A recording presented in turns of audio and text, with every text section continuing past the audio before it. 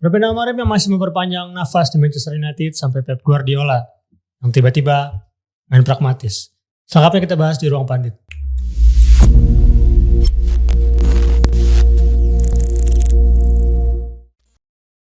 Kembali lagi di Ruang Pandit. Kali ini kita cuma berdua, ditemani oleh Mas Irawan dan Abdi. Ada bahasan dari Premier League nih Mas. Kita langsung aja. Di akhir pekan kemarin kita punya 2 big match, yaitu ada Manchester United lawan Chelsea dan satu lagi ada Arsenal lawan City. Di MU lawan Chelsea kita tahu ada beberapa drama selain gol. Ruben Amorim akhirnya setidaknya kembali meraih kemenangan di kandang. Dengan terlepas dari faktor Roberto Sanchez berulah di awal babak pertama, tapi kita lihat di sisa pertandingannya kita akan bahas. Kalau dari Mas Ira sendiri sejauh melihat kemarin ada drama-drama kartu merah, susul-susulan kartu merah, selain balas-balasan gol juga balas-balasan kartu merah. Tapi secara keseluruhan Mas Ira ngeliatnya seperti apa pertandingan kemarin? Kalau gue sih ngeliatnya ini kemenangan MU dibantu sama ketololannya Chelsea ya. Asli mana? Dari nggak tahu ya, maksudnya dari awal kebodohannya Robert Sanchez itu udah pasti kebodohan. Iya. Ketika dia nyapu bola yang ada di kepalanya dia kan dia ngelepas aja biarin itu jadi gol gitu kan. Tapi tetap main 11 lawan 11, tapi ternyata dia nyapu dan kartu merah dan akhirnya main 10 orang. Itu langsung disusul oleh pergantian pemain yang cukup aneh. Sebenarnya strikernya habis. Itu strikernya habis. Pertama Estevao ditarik untuk gantiin kiper si Jorgensen. Terus langsung Pedro Neto juga tiba-tiba ditarik kan. Ganti siapa lupa. Sama yang terakhir di periode yang berdekatan itu Cole Palmer. Udah ini main dengan kalau nggak salah 5 back kalau nggak salah deh. Ya 5 back plus full back gitu. Jadi di depannya cuman dukungan si Joe Pedro sama Enzo kayaknya ya yang lebih menyerang ya. Sisanya tuh semua serba defense semua. Belakang. Dan cukup efektif ketika mereka harus bermain bertahan walaupun pada akhirnya kan kebobolan juga gol kedua kan si Casemiro gitu. Tapi ketika momen Casemiro akhirnya dapat kartu merah juga. Nah malah ini jadinya pusing tuh kan pelatihnya. Penyerang siapa lagi yang gue mainin gitu. Malah yang dimainin Derek George gitu. Padahal mereka punya Garnacho, punya Jimmy Gitton, tapi nggak dimainin. Nah itu benar-benar sangat apa ya? Mungkin itu juga kartu merahnya Casemiro di luar skenario-nya Maresca mungkin karena ya tadi awal si Maresca langsung narik pemain-pemain depannya. Mungkin rencana awalnya bertahan, kita nggak tahu. Bertahan karena kalah jumlah pemain. Kalau kecuali di menit-menit terakhir baru bisa main nyerang. Tapi kan ini baru awal pertandingan udah kalah jumlah pemain. Yang hal pertama yang dipikirkan Maresca mungkin bertahan dulu deh, amanin zona defense gitu. Tapi ternyata setelah kebobolan gol kedua, Casemironya juga kartu merah. Tapi bertahan seperti apa yang hampir semua pemain di lini serang kan dikeluarin gitu kan. Sampai tinggal Jopet sendirian. Ya nggak bisa. Bahkan untuk counter attack aja kan susah. Sulit iya makanya kondisi kayak gitu. Sebenarnya kan kalau kita ngelihat lah di beberapa pertandingan lah. Ini kan bukan hal yang baru ya. Kiper kartu merah mungkin di awal-awal laga. Dan template-nya sebenarnya umumnya tuh udah ada gitu. Udah bertahan tapi lu nyiapin plan B untuk nyerang. Pergantian pemainnya tuh template-nya udah ada biasanya kan. Tapi kok ketika ngeliat Chelsea aneh. Di awal udah 3 pergantian langsung gitu kan. Padahal biasanya kan umumnya 1 atau maksimal 2 lah ya. Tiba-tiba 3 dan semua pemain andalan gitu kan. Gak disisakan kayak Cole Palmer, Pedro Neto itu kan 2 pilar serangan ya. Disisakannya kan cuma Joe Pedro doang. Dan akhirnya mereka kehilangan akal ketika mereka harus bangkit dan ada momentum untuk bisa bangkit gitu. Oke lah bisa nyetak 1 gol, tapi itu pun dari sundulan gitu kan, dari back. Bola mati. Tapi sisa itu untuk menyerang aja kan susah. Ya Cole Palmer, kita ngomongin Cole Palmer. Berapa pertandingan terakhir dia memang jadi andalan Chelsea. Jadi ngegendong banget Chelsea. Mau di Premier League, di Liga Champions juga kemarin dia sempat jadi salah satu pilar. Dan di pertandingan kemarin kita tahu ditarik walaupun belakangan ada masalah, kita tahu ada cedera gitu Cole Palmer. Nah ke depannya ya udah lewat nih pertandingan lawan MU kemarin. Mungkin dengan kehadiran atau ketidakhadiran Cole Palmer sejauh ini Mas Ira ngeliatnya akan semenopang apa pemain ini untuk Chelsea di sisa musim? Kalau gue masih ngeliat Cole Palmer tuh sepenting itu ya untuk Chelsea ya. Pemain muda tapi secara kedewasaan bermain, secara decision makingnya, secara pengaruh di lapangan. Kalau gue kan menilai seorang pemain bintang tuh bisa dilihat dari apakah dia bisa individunya dia bisa mengubah permainan secara keseluruhan, impactnya bisa mengubah hasil apa enggak. Nah itu ada dalam diri Cole Palmer gitu. Beda hal kalau kita bicara Pedro Neto atau siapa, dia bisa menciptakan sesuatu di lapangan, tapi impactnya dia nggak sebesar Cole Palmer. Nah Cole Palmer sebenarnya masih dibutuhkan itu, makanya ya akan sangat disesali kalau Cole Palmer bisa absen cukup lama ya, karena kalau nggak salah cederanya groin dan ini cedera dari lama ya kalau nggak salah. Makanya kemarin tuh sempat si Maresca kan sempat bilang kalau Palmer ini udah mengeluh gitu, tapi ya akhirnya dipaksakan dan ya kenyataannya dia nggak bisa bertahan lama di pertandingan lawan MU. Dengan ya udah Premier League Chelsea kita lihat udah tapi akhir kalah. Apakah MU bangkit apa enggak tuh? Itu dia.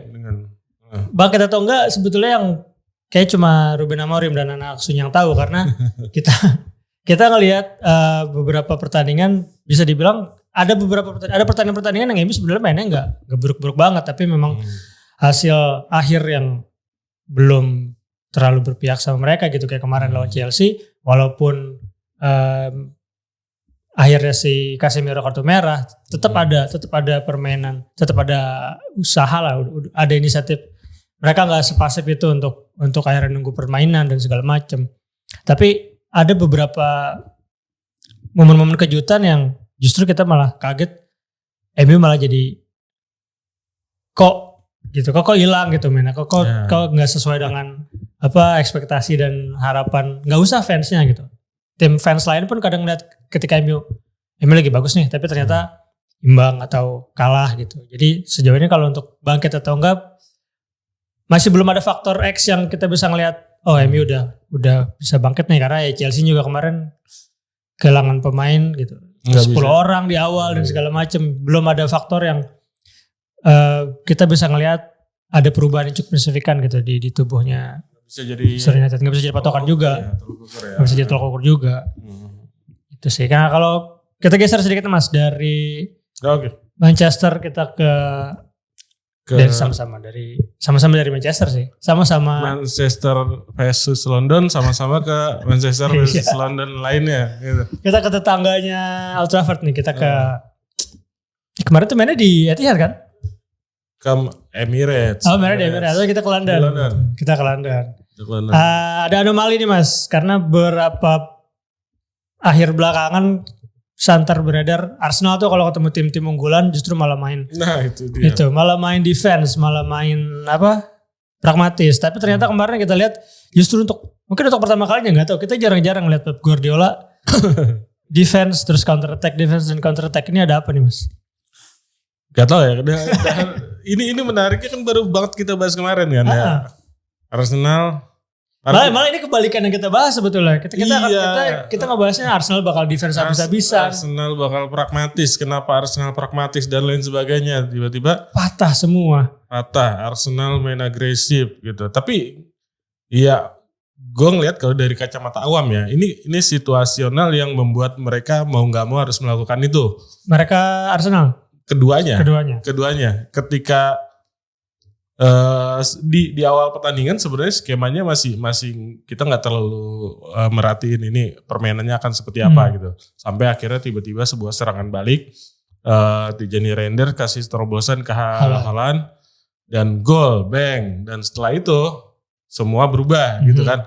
Arsenal di mindset mereka gue ketinggalan di kandang sendiri, apa yang gue harus lakukan, apakah gue harus pragmatis juga, sedangkan City udah menunjukkan tanda-tanda bermain lebih aman gitu. Dan akhirnya mereka bermain agresif, menyerang, terus bombardir dari kedua sayap. Dan City kecenderungannya karena mulai sulit lepas dari tekanan, akhirnya mereka bermain pragmatis. Bahkan banyak yang bilang parkir bus gitu. Dan ini sebuah anomali gitu, pemandangan yang sangat langka kan. Bahkan si Pep Guardiola aja sempat bilang di sebuah wawancara kan, gimana nih coach, kok bisa parkir bus gitu, kan nggak kayak biasanya gitu. Udah bertahun-tahun gitu.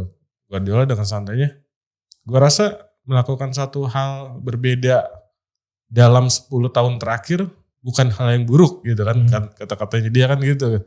Udah gitu doang, ya udah. Apa ini jadi salah satu cara Guardiola untuk tidak mengulang hasil ketika terakhir kali kalah sama Arsenal 5-1, karena kan ya mungkin itu cara-cara dari City dan Guardiola untuk mengamankan pertandingan tadi. Iya. Terlepas dari coba deh sekali gue main defense, main pragmatis gitu. Ya kalau gue ngeliatnya sih kayak gitu ya, karena Guardiola juga udah ngakuin kalau City sekarang itu City yang dalam masa transisi gitu, masa perubahan dari City sebelumnya yang udah sempat dibangun. Banyak yang berbeda dari squad City dan permainan City, dan kecenderungan Guardiola masih berubah-berubah, berinovasi, taktiknya kayak apa juga masih kelihatan, termasuk tiba-tiba dia pragmatis gitu kan, suatu hal yang sebenarnya gue rasa bakal banyak terlihat di pertandingan-pertandingan. Mungkin apa ada pengaruhnya dengan perubahan dari Ederson ke Donnarumma? Dari Ederson kita tahu kiper aneh itu dengan kakinya, dan sekarang Donnarumma pure defense. Apa ada urusannya ke sana? Mungkin mau nggak mau perubahan skema di belakang pasti kelihatan itu. Ederson yang biasanya emang ball playing goalkeeper gitu, jago passing, jago build up dan lain sebagainya gitu. Tiba-tiba ketemu Donnarumma yang pure shot stopper gitu, punya refleks bagus, yang jarang main build up gitu. Ya akhirnya si Pep Guardiola ya mau nggak mau kan pasti ada penyesuaian gitu kan. Tapi terlepas dari itu sebenarnya nggak terlalu, kalau kemarin gue ngeliat nggak terlalu signifikan ya gitu. Pada akhirnya permainan Guardiola tetap berporos di tengah juga, soliditas di tengah juga. Dan Donnarumma walaupun pertanyaannya adalah apakah dia bisa penyesuaian dengan skemanya Pep apa enggak, dan pada akhirnya dia menunjukkannya dengan aksi-aksinya dia dan terbukti walaupun kecolongan satu itu yang. Jadi ya sebetulnya efektifnya serangan yang dibangun Arteta jawabannya ada di menit-menit terakhir Martinelli itu. Kalau itu karena itu gol gitu. Kalau itu enggak gol, mungkin narasi publik akan beda nih, karena kan sekarang narasinya jadi Guardiola jadi pragmatis, Arteta yang cenderung menyerang karena hasilnya satu sama. Mungkin kita nggak tahu kalau kemarin hasil 1-0. Tapi sepekan kemarin ada satu hal yang menarik sih. Baru aja semalam penghargaan Ballon d'Or, mungkin Ousmane Dembele, Lamine Yamal, narasi yang udah bahkan Raphinha lah, 3 Vitinha mungkin. Dan itu udah rame banget gitu kan. Semalam kan ketika gue nonton gitu, dan gue ngeliatin timeline di media sosial gitu, ketika Ousmane Dembele dapat Ballon d'Or, udah kayak kemenangan publik gitu. Gue nggak tahu kenapa gitu. Menurut lo gimana tuh? Kalau dibilang udah jadi kemenangan publik, bisa jadi karena musim lalu hasilnya termasuk yang tidak sesuai ekspektasi publik gitu. Karena kan kalau musim lalu kan harusnya kita tahu Vinicius dan Rodri kan. Mungkin di musim lalu tuh publik lebih kok Rodri gitu. Kalau sekarang mungkin ya Dembele udah menang semuanya musim ini. Terlepas dari trofi kolektif lah, terlepas dari gelar kolektif yang didapat sama PSG, tapi secara journey-nya dia sebagai pemain gitu, yang lepas dari Dortmund ke Barcelona, sempat down di Barcelona, sempat hampir dianggap gagal di Barcelona, terus diselamatin PSG, pelan-pelan naik. Enrique datang dengan musim lalu di juara dan jadi sosok cukup sentral juga kan buat PSG di PSG di Liga Champions. Kalau dibilang jadi kemenangan publik, ya mungkin sebagian besar masyarakat menginginkan si Dembele menang, ya mungkin lebih ke sana ya, karena narasi ke Lamine Yamal juga kan belakangan lumayan banyak negatifnya nih sama anak. Lepas hal-hal di luar lapangan juga lumayan disorot gitu. Walaupun di dalam lapangan sebetulnya nggak ada masalah. Mungkin lebih ke sana sih. Kemenangan publik. Iya. Gitu ya? Penyakit kelaminnya. Ya. Tapi lu pribadi emang lebih menjagokan Dembele atau menjagokan Dembele karena ya itu dasarnya karena di Ballon d'Or. Sekarang kan Ballon d'Or lebih merucut ke Eropa ya Mas. Maksudnya udah setelah lepas dari FIFA Award itu kan dulu kan ada FIFA Ballon d'Or setelah lepas dari FIFA kan lebih dominan lagi nih Eropanya. Jadi ya Dembele menaklukkan Eropa musim lalu. Jadi ya. Oke lah. Fair enough. Oke. Ya itu dia tadi pembahasan dari Premier League pekan ini dan di pekan kemarin ya Sepekan kemarin gitu. Jadi di pekan mendatang kita akan bahas hal-hal lainnya dari Premier League di Ruang Pandit.